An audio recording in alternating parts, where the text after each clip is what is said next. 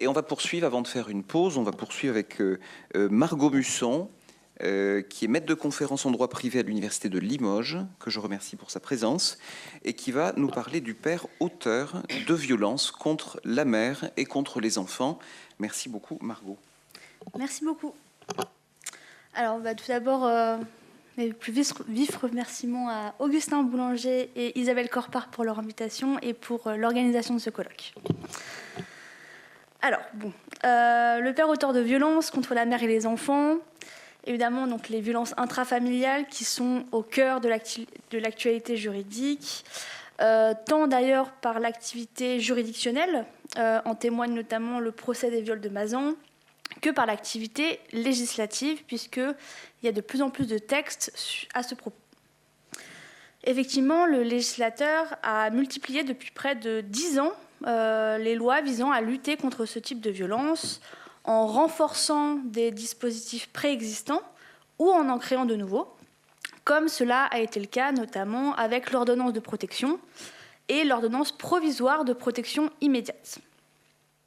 Et d'ailleurs, il continue dans cette lancée, puisque récemment, Gérald Darmanin, alors on va voir par rapport au gouvernement où ça peut nous mener, mais Gérald Darmanin, quand il était ministre, avait annoncé la création d'un nouveau dispositif appelé l'ordonnance de sûreté de l'enfant, sur le modèle de l'ordonnance de protection, qui a d'ailleurs été confortée par une proposition de loi déposée à l'Assemblée nationale.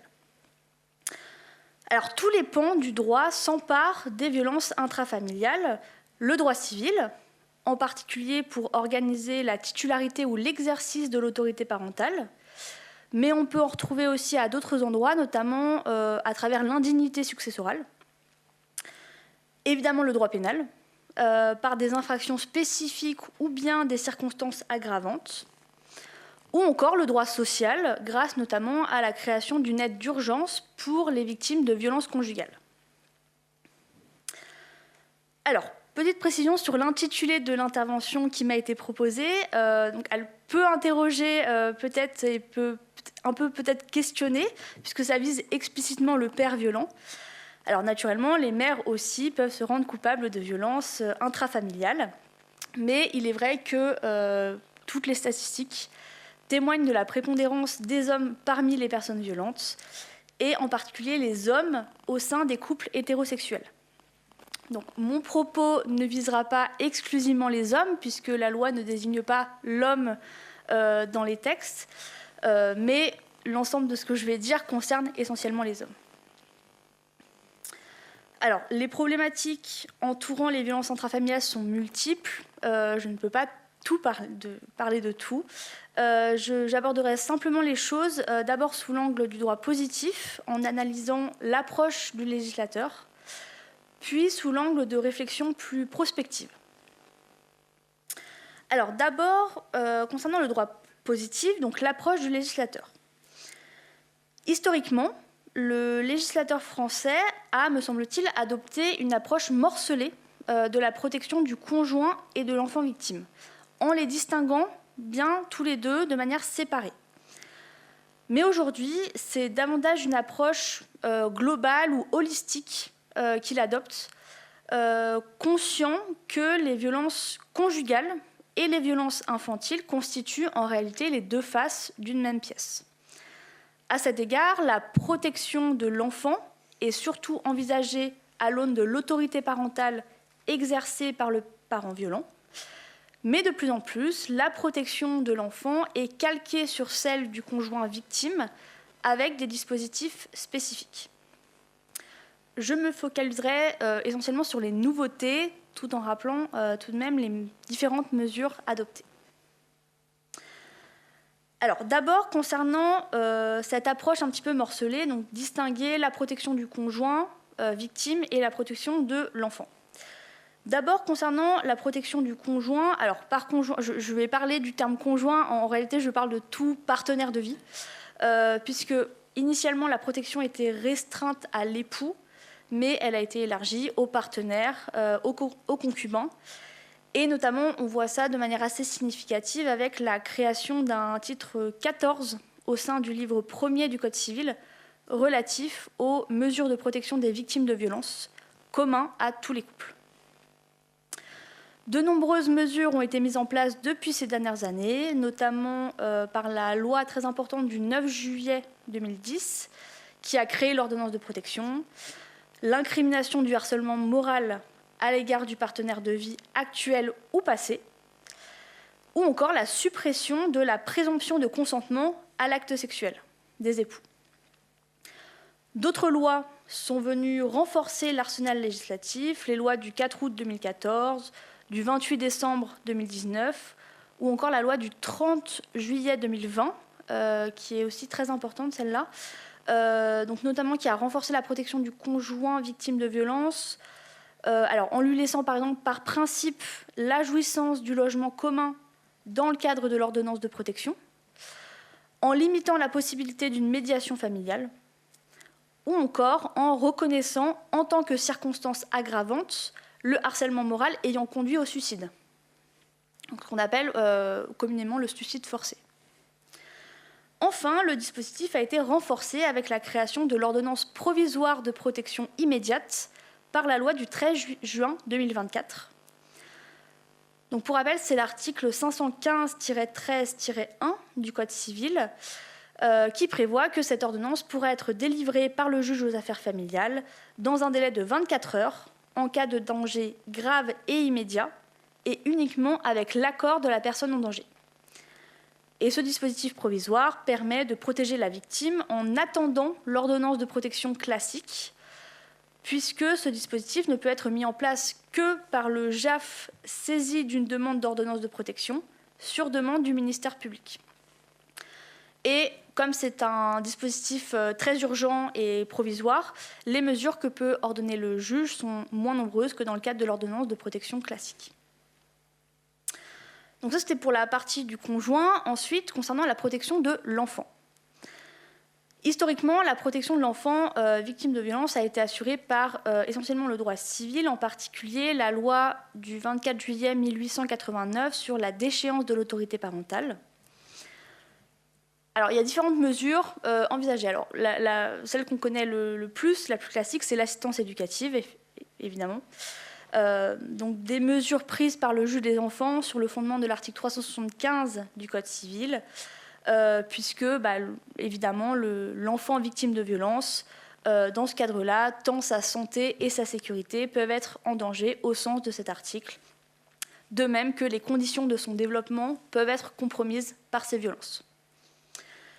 Mais surtout, ces dernières années, le législateur a multiplié les dispositions civiles prévoyant le retrait de l'autorité parentale ou de l'exercice de l'autorité parentale lorsqu'un parent est coupable ou même soupçonné de violence à l'égard de son enfant. C'est particulièrement le cas de la loi du 18 mars 2024 qui a élargi le champ d'application de l'article 378-2 en prévoyant la suspension provisoire de plein droit de l'exercice de l'autorité parentale et des droits de visite et d'hébergement du parent poursuivi ou mis en examen pour un crime commis sur la personne de son enfant, jusqu'à la décision du JAF saisi par le parent poursuivi, la décision de non-lieu du juge d'instruction ou la décision de la juridiction pénale.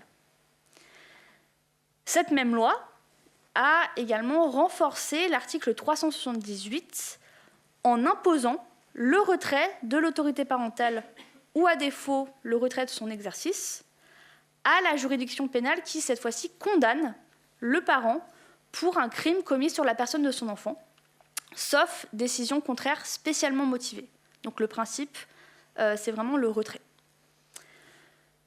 Si le parent violent est déclaré coupable d'un délit, alors c'est la majorité des violences commises sur un enfant, le retrait en fait est laissé à l'appréciation du juge pénal puisque cette obligation de retrait qui est faite au juge concerne uniquement les crimes et donc ça concerne uniquement les violences ayant entraîné une mutilation ou une infirmité permanente. Enfin, il existe toujours le dispositif de l'article 378-1 relatif au retrait total de l'autorité parentale en cas notamment de mauvais traitement, dont le principal avantage est qu'il ne requiert pas de condamnation pénale. Donc ici, le temps pénal, souvent plus long, est dissocié du temps civil. Et donc ce qu'on peut voir, c'est que ces articles 378-1 et 378-2 témoignent de la prévalence de la protection de l'enfant sur les droits et intérêts du parent soupçonné de violence, en particulier au regard de son droit à la présomption d'innocence. Il convient également de mentionner le cas des violences dites ordinaires. Alors, elles ont longtemps été justifiées par le droit de correction des parents, et plus particulièrement du père, puisant sa source dans la Patria Potestas qui a inspiré la puissance paternelle du Code Napoléon. Et on a assisté à un véritable basculement avec la loi du 10 juillet 2019 relative justement à l'interdiction des violences éducatives ordinaires, qui a fait suite à de nombreux rapports ou décisions d'institutions, notamment du Défenseur des droits, du Comité des droits de l'enfant de l'ONU, et également à un certain nombre de statistiques sur le nombre de violences ordinaires infligées aux enfants. Alors, désormais, donc, l'article 371-1 du Code civil prévoit que l'autorité parentale s'exerce sans violence physique ou psychologique. On peut considérer que c'est davantage un texte symbolique que concret, mais ça ancre véritablement la fin du droit de correction. Et enfin, j'aimerais dire un petit peu quelques mots justement sur cette ordonnance de sûreté de l'enfant qui a été annoncée par Gérald Darmanin en 2025, sur le modèle de l'ordonnance de protection, car de son propre aveu, je cite, « Les mesures existantes ne sont pas suffisamment adaptées lorsque c'est l'enfant lui-même qui est victime de violences. » Une mesure de protection spécifique à l'enfant avait d'ailleurs déjà été recommandée par la Ciivise dans un rapport de 2023 et de nouveau en 2025. Fondée sur un principe de précaution, selon les termes du ministre démissionnaire, elle permettrait de protéger l'enfant sans attendre la mise en examen du parent violent. Donc ce serait une mesure décidée à l'initiative du procureur de la République, avec une décision dans les 48 heures sur la résidence de l'enfant et une audience devant le juge des enfants dans les 8 jours. Mais ce qui est intéressant, c'est qu'en parallèle, une proposition de loi a été déposée et adoptée par le Sénat fin 2024. Alors, il y a quelques petites différences entre le dispositif adopté par le Sénat et le dispositif proposé par l'ancien ministre. Cette proposition de loi, elle prévoit l'ajout à l'article 515-9 du Code civil d'un nouveau cas de délivrance de l'ordonnance de protection. Donc ce serait l'hypothèse dans laquelle il apparaît vraisemblable qu'un enfant a subi un viol incestueux, une agression sexuelle incestueuse ou des faits de violence commis par l'un de ses parents, ou lorsqu'il y a cohabitation, le conjoint ou concubin de ce dernier, et qu'en raison de ces faits, l'enfant est dans une situation de danger. Donc ce qui est intéressant ici, c'est que l'enfant serait également protégé contre ses beaux-parents. Alors la proposition de loi prévoit l'intervention du juge aux affaires familiales qui délivrerait une ordonnance en urgence, sans obligation de dépôt de plainte, en cas de violence vraisemblable et qui mettrait l'enfant en danger, avec des mesures provisoires d'une durée maximale de 6 mois non renouvelables. L'initiative reviendrait à l'un des parents ou au ministère public, qui pourrait saisir le juge, lequel devrait statuer dans un délai de 15 jours. Différentes mesures sont envisagées, qui sont moins nombreuses que dans le cadre de l'ordonnance de protection, mais notamment on retrouve le retrait total ou partiel de l'autorité parentale ou de son exercice, la redéfinition des modalités du droit de visite et d'hébergement, l'interdiction d'un contact avec l'enfant, l'interdiction pour le parent de se rendre dans des lieux fréquentés par l'enfant, notamment son école, une proposition de prise en charge sanitaire, sociale, psychologique, la mise en place d'un bracelet anti-rapprochement. Donc en fait, ce sont des mesures qu'on connaît déjà. Alors, la principale limite, c'est que le texte ne prévoit aucune sanction pénale en cas de non-respect de ces mesures. Et c'est d'ailleurs ce qui explique en partie la réticence presque assez unanime des acteurs de la protection de l'enfance contre ce texte. Et ces acteurs ont également souligné, ça se rapproche un peu de ce que je disais, la redondance en réalité des mesures avec ce qui existe déjà. Donc en réalité, on voit bien qu'on se rend compte que ce qu'on fait n'est pas suffisant actuellement. Donc on essaie de proposer de nouvelles choses, mais il y a quand même beaucoup de redondance.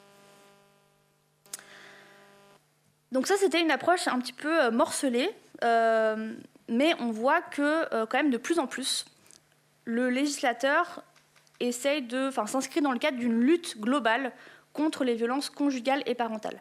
Et véritablement, l'idée, c'est qu'un conjoint violent n'est pas un bon parent, voire est un parent violent.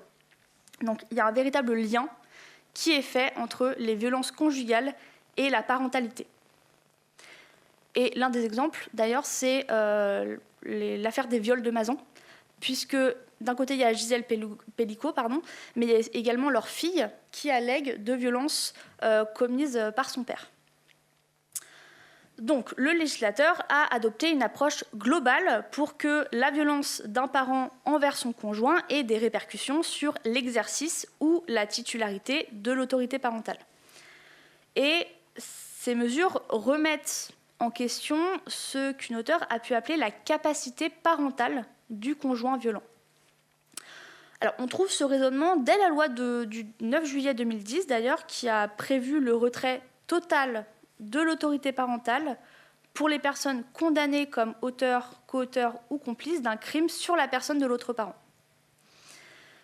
En la matière, il y a également les lois du 28 décembre 2019 et du 18 mars 2024 qui sont très importantes, puisque la première, donc la loi du 28 décembre 2019, prévoit l'automaticité de la suspension de l'exercice de l'autorité parentale et des droits de visite et d'hébergement du parent simplement poursuivi, pas encore jugé, pendant toute la procédure pénale.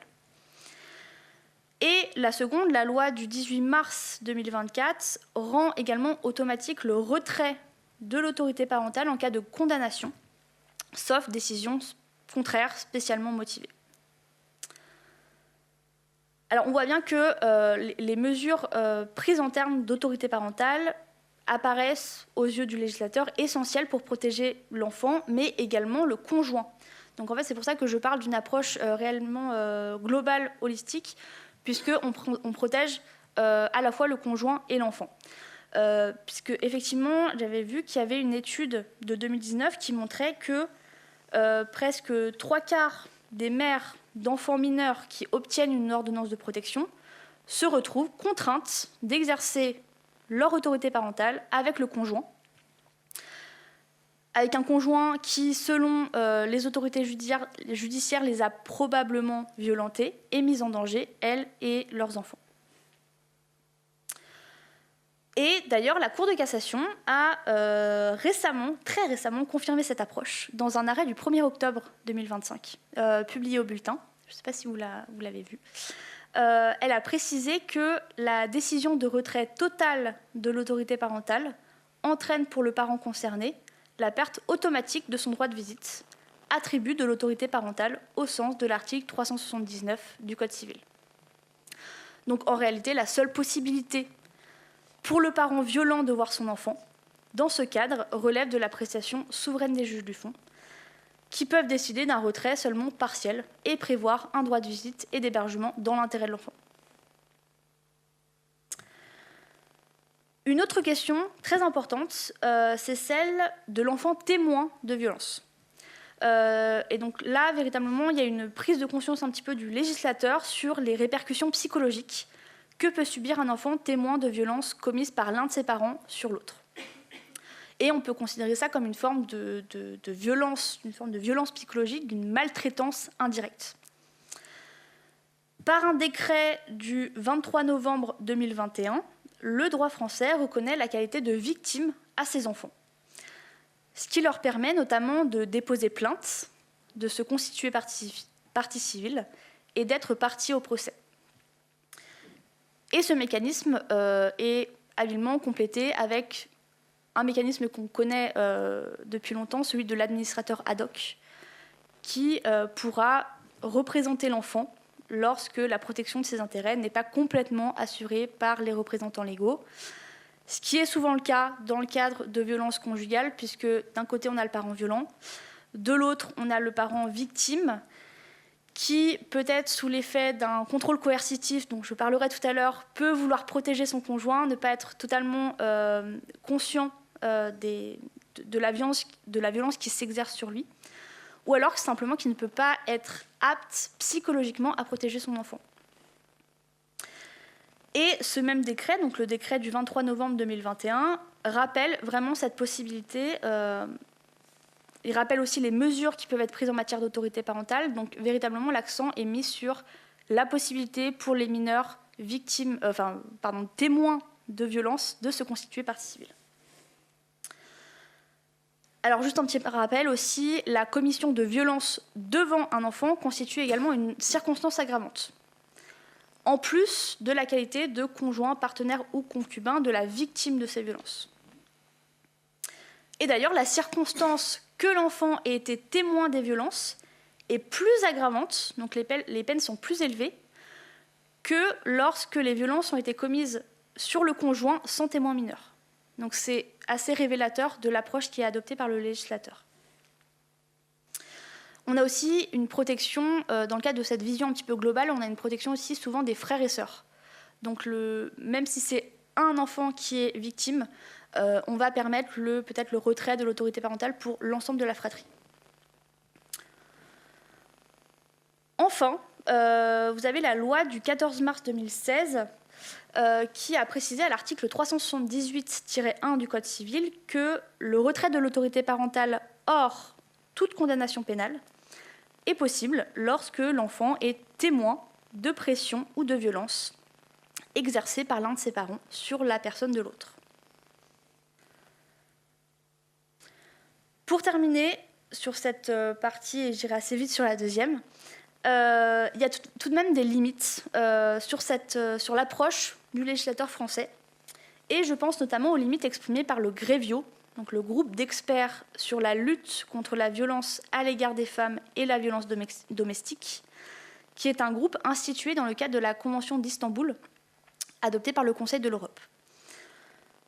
Alors, il a sorti son dernier rapport d'évaluation de la France le 16 septembre 2025, donc c'est vraiment d'actualité. Et alors, le groupe salue les initiatives françaises récentes, mais tout de même, il regrette l'absence d'une véritable politique systémique, globale et coordonnée de prévention et de lutte contre ces violences. Selon lui, en fait, le tout n'est pas suffisamment cohérent. Il manque toujours une véritable feuille de route en la matière. Et selon lui, donc, il parle d'une juxtaposition de mesures. Donc on voit qu'il y a encore quelques efforts à faire justement sur cette approche globale, holistique. Ensuite, alors juste quelques aspects prospectifs, des réflexions sur un petit peu les problématiques qui subsistent. Alors d'abord, évidemment, la question du contrôle coercitif. Le contrôle coercitif, alors il ne figure pas dans les textes aujourd'hui en France. Il est déjà réprimé dans plusieurs pays, notamment en Écosse. Et on en a surtout entendu parler, parmi les juristes, par plusieurs décisions rendues par la Cour d'appel de Poitiers le 31 janvier 2024. Et ensuite, ça a donné lieu à une réaction des parlementaires, puisque une proposition de loi a été déposée à l'Assemblée nationale le 3 décembre 2024 et a été adoptée par le Sénat avec quelques modifications. Donc en fait, l'idée du contrôle coercitif, c'est que ça permet d'avoir justement cette approche globale avec l'idée que ce sont des propos ou comportements répétés qui restreignent la liberté d'aller et venir de la victime, sa vie privée ou familiale, qui emportent véritablement des contraintes sur sa vie quotidienne avec des menaces, des pressions économiques, psychologiques, financières. Donc c'est assez proche des notions d'emprise ou de violence psychologique, mais justement ça s'en distingue par cette approche vraiment globale.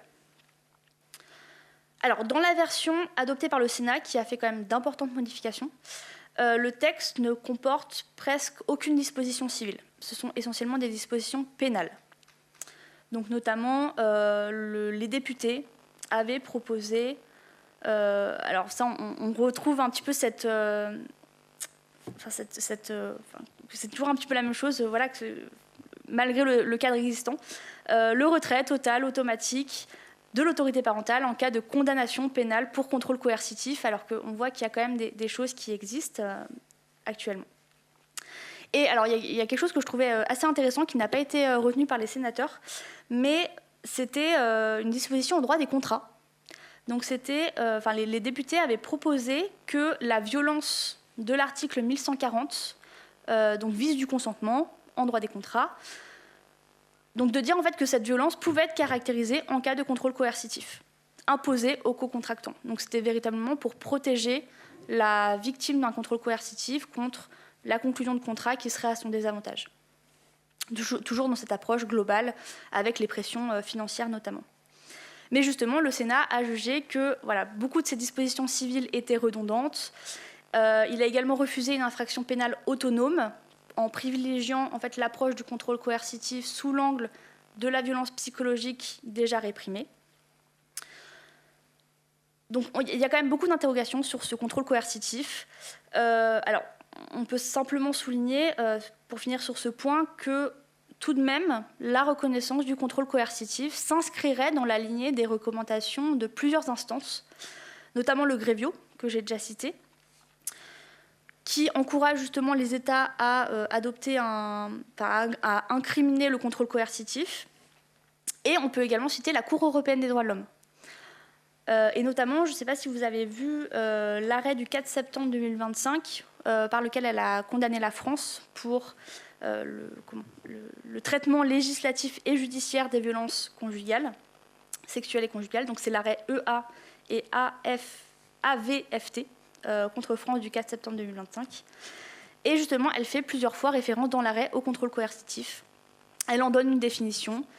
Elle souligne que justement l'une des victimes était soumise justement à un contrôle coercitif et que précisément la France a été condamnée parce qu'elle n'a pas procédé à une évaluation contextuelle tenant compte de l'ensemble des circonstances environnantes. Donc elle n'a pas eu cette approche globale. Donc ça, c'était le contrôle coercitif sur lequel je voulais insister. Et s'il me reste quelques minutes... Parfait. Alors, quelques problématiques, j'irai très vite, mais c'était vraiment juste peut-être des points de réflexion pour des questions ou des débats. La première question, c'est celle de la présomption d'innocence. Parce qu'effectivement, quand on voit les textes, on se rend compte qu'un parent peut se voir retirer l'autorité parentale ou son exercice sur de simples soupçons. Et donc, effectivement, ça pose véritablement la question de la place de la présomption d'innocence. On voit que le législateur préfère, et ça paraît quand même assez légitime, protéger l'enfant qui, évidemment, évolue dans un cadre qui n'est pas bienveillant, qui n'est pas fiable pour sa sûreté, pour sa sécurité, pour son développement, puisque effectivement, s'il y a des accusations de violence, évidemment, le cadre familial n'est pas idéal.